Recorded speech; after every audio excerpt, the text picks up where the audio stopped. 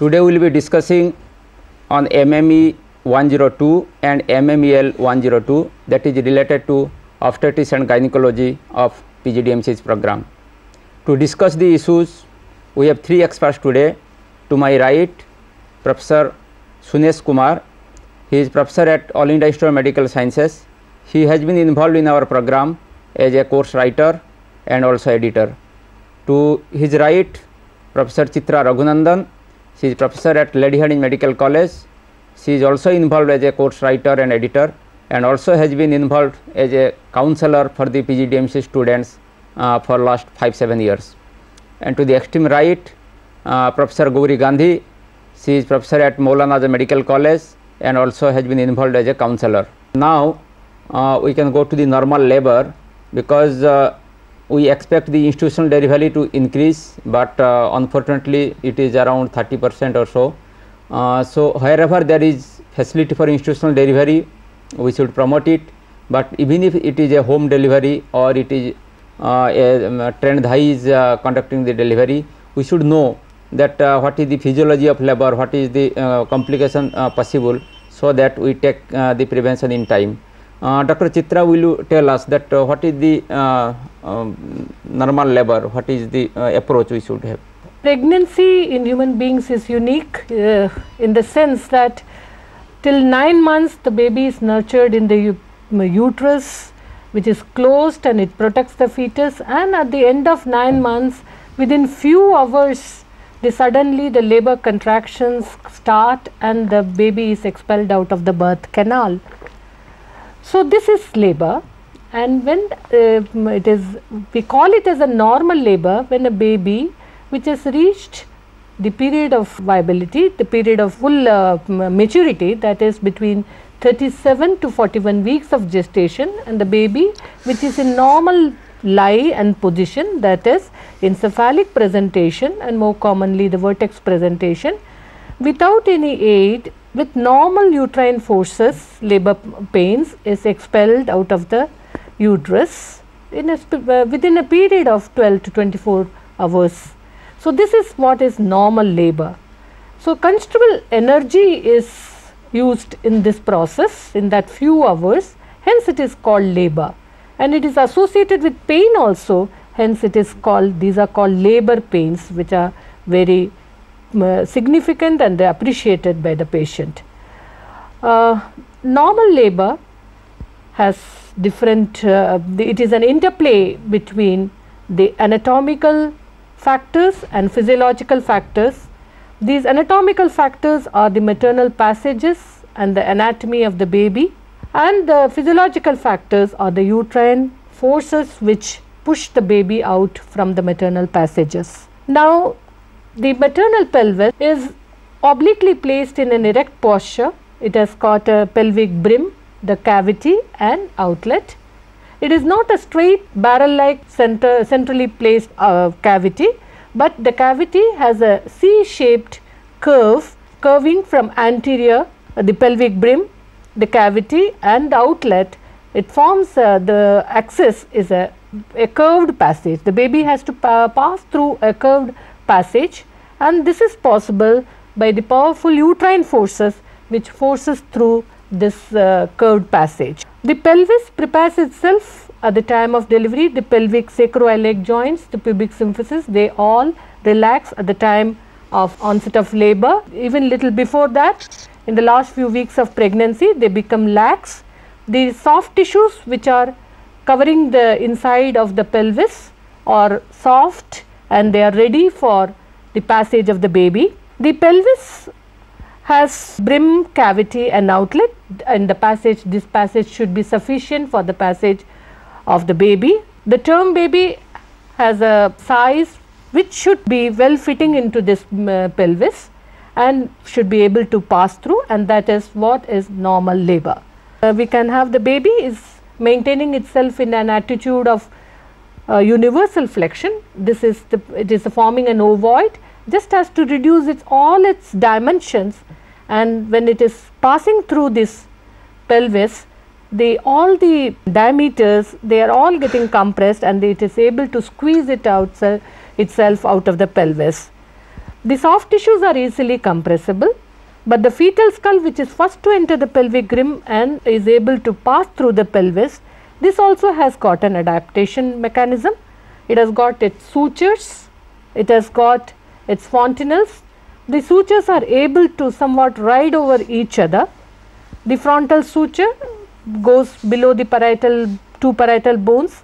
The sagittal sutures, they overlap, and the coronal suture occipital bone also can slide beneath this. So, slight amount of this is called molding of the fetal head. This is again an adaptation during labor for the baby's head to pass through the pelvic bones. The maternal forces that are involved, they are important, very important, in the sense that these are the forces which are going to push the baby out of the pelvis. Initially, the uterus is a closed organ with a cervix which is about 2.5 centimeter in length.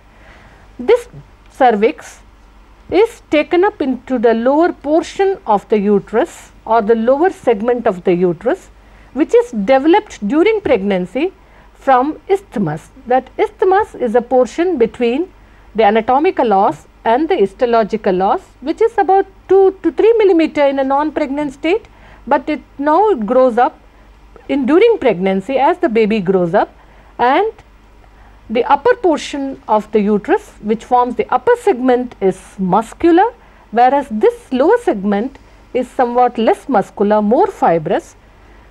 The upper portion is called the active segment and the lower segment is a passive portion. The cervix, which is firm in consistency at the time of onset of late stages of pregnancy and beginning of labor, becomes much more soft and pliable. This cervix, which is there, now has to open up during labor. So, this process starts as effacement of the cervix. The cervix now is incorporated into the lower uterine segment slowly during the early labor, and the cervical length decreases. This is called effacement of the cervix. We express this effacement as a percentage of this length of the cervix as 25%, 50%, 75%, and now 100% means the fully effaced cervix. So, as effacement occurs, the internal os opens up and the external os still remains closed, and once the entire effacement has occurred, then the external os opens up, and this is called the dilatation of the cervix. The dilatation of the cervix progresses as the labor progresses from 1 centimeter to 10 centimeter. The cervix is called fully dilated once the cervix is about 10 centimeter dilated, that is the external os is opened up to 10 centimeter for the passage of a full grown baby's head, which is also measuring 9.5 centimeter at biparietal transverse diameter, and AP diameter when a fully flexed head is also around 9.4 centimeter. So, that is effacement of the cervix in a primigravida and a multigravida. The effacement and dilatation may produce simultaneously in a multipara, that multigravida, that is who has already had deliveries in the past. In a primi there is first effacement, now then there is followed by dilatation. So, you can see on the picture on the right side that the cervix is nearly fully effaced, whole length of the cervix has been incorporated into the lower uterine segment, and then there is opening up of the external os. Now, this is the physiology of labor, that is powerful uterine contractions which increase the intrauterine pressure. This uterine pressure during labor from a baseline of 10 millimeters, it increases as high as about 60 to 80 in advanced labor. The myometrium contracts, puts pressure on the bag of fluid, that is amniotic fluid. This is initially when cervix is closed, the forces, counteracting forces are passing laterally, but once the cervix starts effacing, the pressure is more and more, the hydrostatic pressure of the fluid is towards the cervix.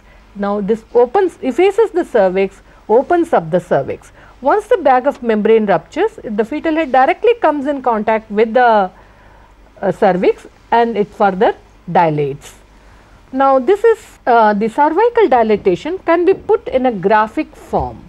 When we see it in a large number of women are studied and the cervical dilatation has been studied in these patients, it is observed that initially from 0 to 3 centimeter the dilatation is slow and it takes about 0 to 8 hours. This phase is called a latent phase, and after that there is an acceleration of the dilatation of the cervix.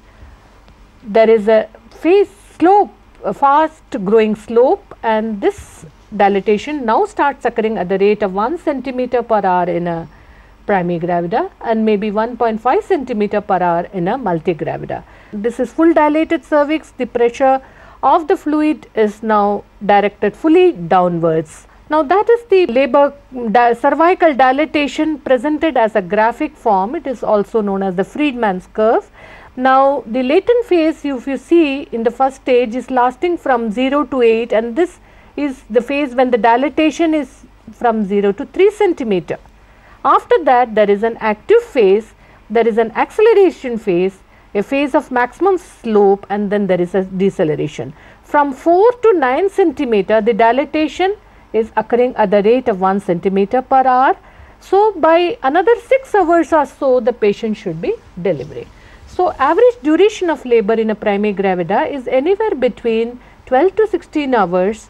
In a multigravida the same may finish off in 8 to 12 hours time. Now the dilatation, once it starts from 4 to 10 centimeter, here is the time now the mechanism of labor also come into play. The descent, more flexion, you have know the cardinal movements of mechanism of labor, the descent, flexion, the internal rotation. These are occurring in the late phases of dilatation, that is this dilatation is between 4 to 10 centimeter is proceeding at a rapid rate, and at this time the uterine forces are also maximum, and this from the beginning of labor pains till 10 centimeter is the first stage of labor, as you all know. Now once the cervix is fully dilated, the head, which was initially higher level, from it could have been at a brim, now it would have entered the pelvis during labor. Then once the cervix is fully dilated, the head starts descending into the vagina and come out of the introitus. So that is the descent of the head, which combines the fetal descent. If you observe, initially the fetal descent, fetal head is coming at a slow rate inside the pelvis, but once the cervix is fully dilated, this rapidly descends down and it is delivered out of the introitus. Now labor is divided into a preparatory phase, a dilatational phase, and a pelvic phase according to the onset of labor, dilatation, and the descent of the head and delivery of the baby. Mechanism of labor denotes the cardinal movements of the fetus that it undergoes at the time of labor. The various movements that the baby undergoes to adjust itself into the pelvis and come out of the pelvis are descent with flexion. This descent and flexion goes on till the end of delivery. Now when does this descent and flexion starts? This starts at the onset of labor, goes on during the latent phase and in the early active phase as well. The internal rotation which occurs with the baby reaching the pelvic floor. Now this may coincide with full cervical dilatation, or even little before that internal rotation may begin. The process of extension, external rotation, restitution and external rotation, they occur after full cervical dilatation. So you must have an idea as to what are these movements occurring and when are these movements occurring. So the picture is showing initially the baby is in first stage of labor, early first stage, the passive phase, when there is descent with flexion, the head is in left occipito-anterior position. The baby is descending down with more and more flexion. Once it reaches the level of ischial spines or the level of levator ani, it undergoes anterior rotation in left occipito-anterior position. This is known as internal rotation. The head moves in the anterior direction. Why? Because the pelvis is inclined anteriorly, the levator ani floor is also inclined anteriorly, and the force from above pushes the baby towards the anterior posterior diameter, now which is now bigger in the lower part of the pelvis and near the outlet. So, once the baby moves by internal rotation, the occiput is coming behind the pubic symphysis from the left occipito-anterior position. Once this corresponds to the late phases of cervical dilatation, that is in active phase, and once the cervix is nearly fully dilated, the process of extension and restitution and external rotation occur. The extension is when the baby's occiput has come below the lower border of the pubic symphysis. It acts as a fulcrum for the baby's head, and with pressure from above, the head, which now negotiates a C-shaped curve of the pelvic outlet, now extends. The vertex, the brow and the face are being born. This internal rotation had produced a twist in the neck of the baby of 1/8 of a circle. Now, once the head has come out by extension, there is restitution, that means the twist in the neck is undone. This also corresponds to the movement of the shoulders. Now, then there is external rotation. The baby's head moves towards the same side on the maternal left in left occipito-anterior position, further on to the left. Now, at this time, the shoulders which were in opposite oblique diameter, the anterior shoulder will now hinge against the lower border of the pubic symphysis.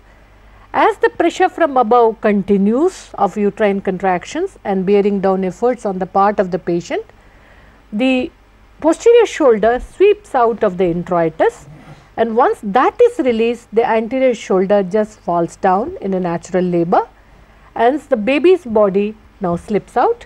So, this is the mechanism of labor which corresponds to the cervical dilatation curve. The students, they have already conducted deliveries during their undergraduate days. As they have observed in their partograph, they can timely refer without delay to the first referral unit and to the district hospital or the tertiary hospitals, so that intervention can be done for these patients in time.